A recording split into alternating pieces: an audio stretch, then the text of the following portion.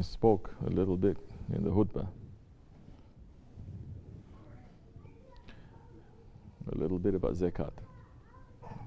Some questions you're asking about zakat. We're going to move away from individuals. Individuals, you know what their responsibility is. Maybe there are some individuals who pay.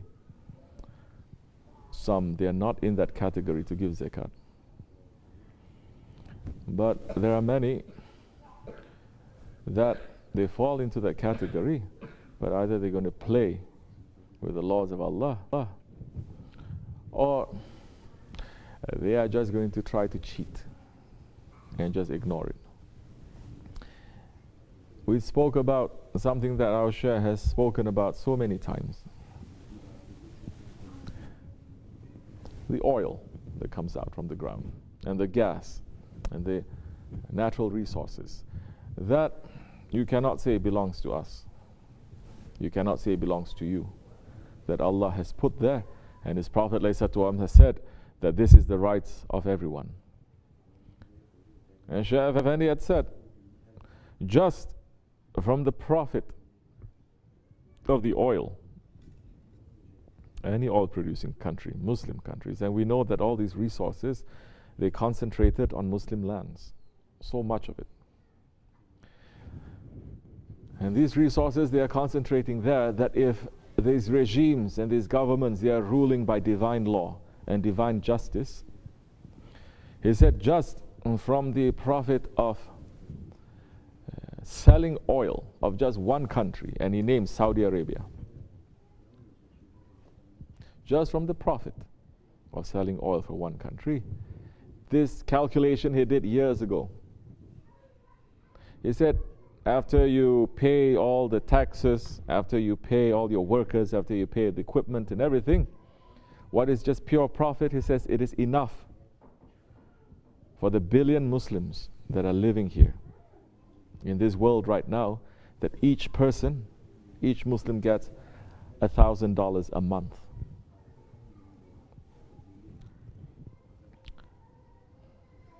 That is our right. So if a family has 7 people, then they have $7,000. And that can be used to make the believer not to be running after this dunya, to ease the pain and the hardship of so many people. Imagine then what kind of a world we'll be living in, to know that wealth is not shared. The wealth is not shared if the rights are given.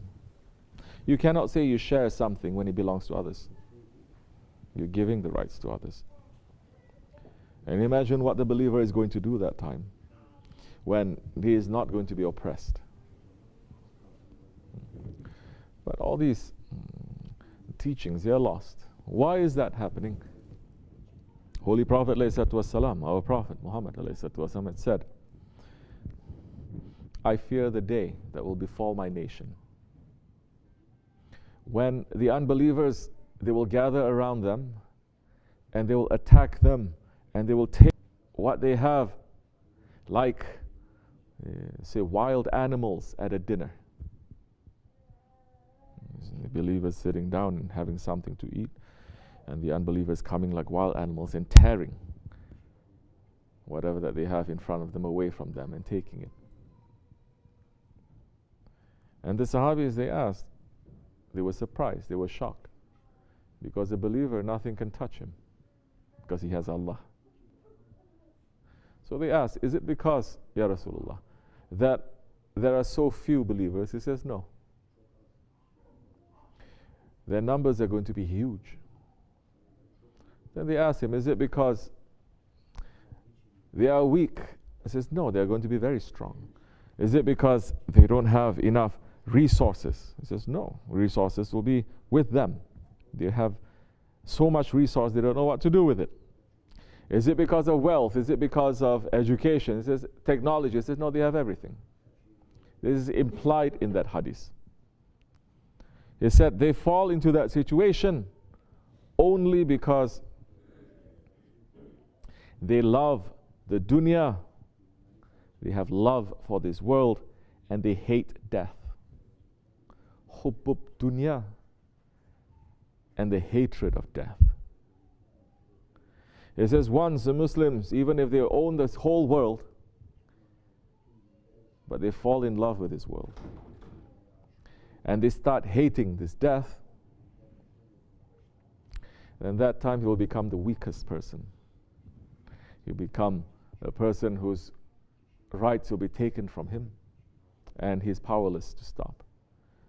And this is what's happening from individuals to groups to governments. Muslim governments? What Muslim governments? The hubub dunya, the love of the world, is the beginning of so many evils. And once you fall in love with this world, that meaning you don't want to die, that you want to live here forever. And the death, it is the beginning of your eternal life. It is the beginning of your meeting with your real life, your real world, meeting with Allah. That means that you hate Allah. You don't want to meet Him. And that one, although he's going up and down 24 hours, praying, worshipping, making a zikr, but he has a love of the dunya in his heart, he'll be the one who is very weak. He'll be the one who is not able to stand up for himself and for others, and no blessing and no ease or satisfaction is going to come to him, because the person who lives with that kind of fear, no sakina, no satisfaction will come. How can a person live with fear? And is fearing what? Is fearing something that is going to happen to you. Is fearing something that is going to happen to everyone, whether you believe or you don't believe. Muslim, Christian, Jew, Buddhist, Hindu. The death, like they say, the poet saying, death is the one who levels everything. Death is the leveler. So how we are living should prepare us for the death. And the prophets and our Shaykh teaching us, live in preparation for that death. Because this is just preparation for that long journey. Once we pass the doorway, once we pass and we enter into the qabr, into the grave, that is the beginning of a very long journey back to our Lord. What are we providing ourselves with? Are we saying that we're going to run away from this world and not do anything? No. We're doing everything within the limits. But if we pass the limit and we let the love of the dunya to enter into our hearts, that's the time we start worshipping this world. That's the time, even if we say La ilaha illallah millions of times a day, still the ilah, the idol of the dunya, is still in our heart and we're still worshipping it. If you ask those ones who are taking the rights of others in so many Muslim countries, like I said before, they're breaking their fast, while the children in Syria, the children in Chechnya, the children in Kashmir, the children in Western China, the children everywhere, the Muslim children in the month of Ramadan, they are starving, not because they are fasting, but they're starving because there's no food and they haven't eaten for days. While these children are starving, and you cannot say, I don't know, because nowadays you will know everything. It's in your hand. Literally, it's in your hand. You just open and you understand that. And you see, you witness. But in the month of Ramadan, all these ones who are declaring themselves to be so good Muslims because they know Arabic, because they know how to read the Quran, but they are wasting, taking the rights of others and wasting it, more curse comes to them. What kind of a belief is that? And this is happening everywhere. We should check ourselves. I should check myself. Are we saying now that whatever food, whatever thing that is given to you, you should refuse them? No. It is given to you, you take them, but don't hold on to them. Take it, and when the time comes, give it away. That is the time that you share. And inshallah Rahman, we will take this month that we just passed, the month of Ramadan, the month of generosity, and to continue with it and to understand. Don't think we are being so generous. Generosity, like I said, it's not taking something from someone and giving them back. That is not generosity. If you steal from someone and you sell it back to them, that is not generosity. This is what regimes are doing.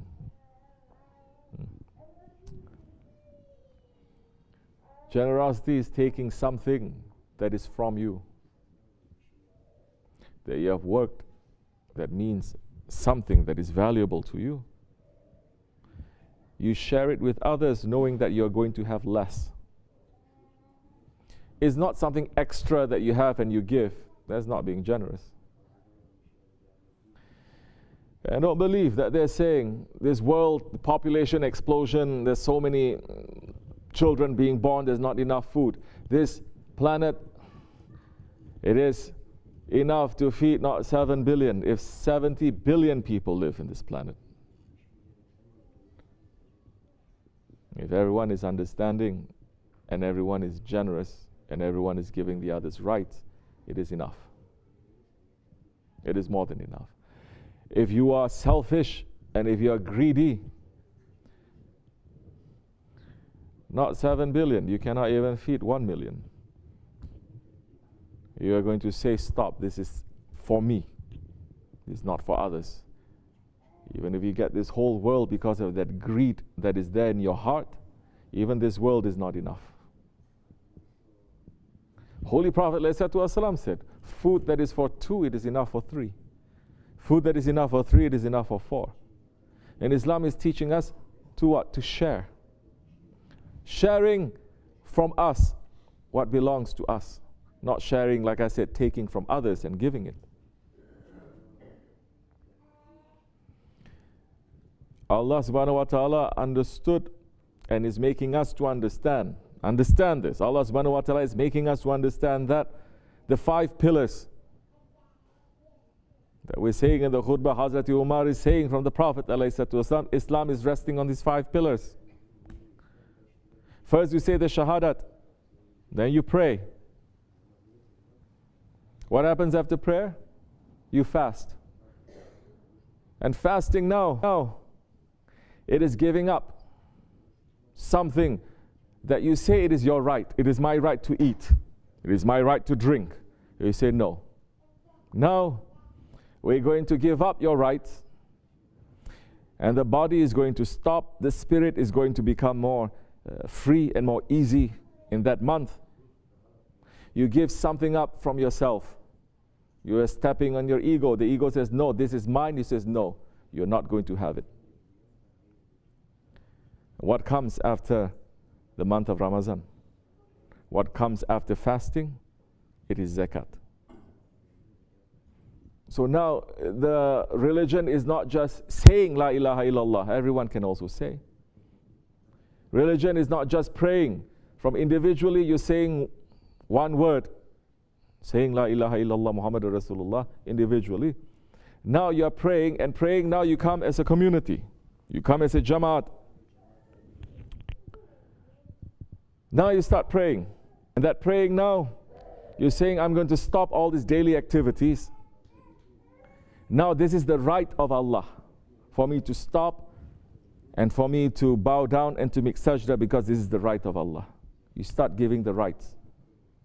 Now, after that, you fast. And when you fast, you're saying, now this is the right of my spirit.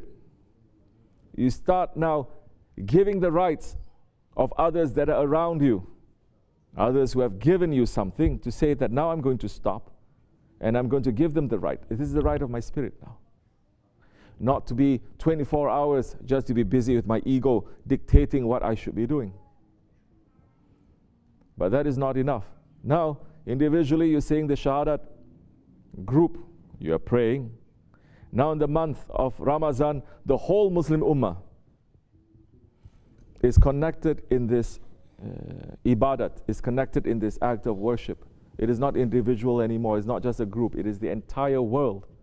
You're fasting at the same time. These are still acts of worship. Now, zakat. And the zakat, it is testing us to say now, worship is good. Now, whatever that you have in this world, understand that you can make that into a worship too. Whatever that you have in this world, don't say, this is worship, just to go up and down. But when I buy and when I sell, when I make and when I build, this is not part of religion. This is not part of worship. It is part, and it's testing us now. Because so many people, they say, I don't mind staying up all night worshiping, but just don't touch my bank account. I don't mind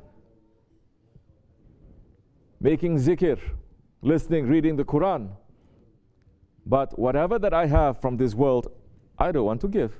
It is my right. But Allah is saying it is not your right, because the wealth that is coming to us, that is an amanat, that is a trust. It is given to you. So now it is testing from every angle now. Not just to pretend to be so good and holy one. It is to say now the rights of others, it is in the property that you're holding. And so the 5 pillars is all pointing us out from this world to Akhirat. It is not to make us to be pulled into this world. Then you have the Hajj that comes after Zakat. And what is the Hajj? What is the Hajj? But a rehearsal for death. You hate death, then you hate the Hajj. You hate the Hajj, you hate the pillar of Islam. How you can be a Muslim now if you are hating one pillar of Islam? Because when you enter into the Hajj, you say, I'm separating myself from everyone, from everything. I'm putting on the ihram. I'm putting on the funeral shroud. And I'm going to Allah to say, Labbaik Allah. Here I am, O my Lord. Now you are all gathered there. Everyone is wearing the same. There is no distinction now between rich and poor, black and white. You're all the same creatures of Allah. That is a rehearsal for the day of judgment. So everything now is pulling us. Our principles is pulling us away from this world to Allah. But if the man falls in love with this world, then those 5 principles is not put properly strong into this world. There is no real pillars. Whatever that you build on top is going to fall. This is why you see so many Muslim groups, Muslim regimes, Muslim governments, since the fall of the Khilafat, whatever they build, it falls. Whatever they built, it gets destroyed. Whatever they build, people are coming under to take a shelter. Once it falls, it affects and it destroys and it hurts so many people. May Allah keep us under the dome of our Shaykh, inshallah. May Allah subhanahu wa ta'ala send that one who is going to bring back justice into this world and to make us to become more sincere in our actions, in our beliefs. Wa min Allahu tawfiq. Al-Fatiha. Amin.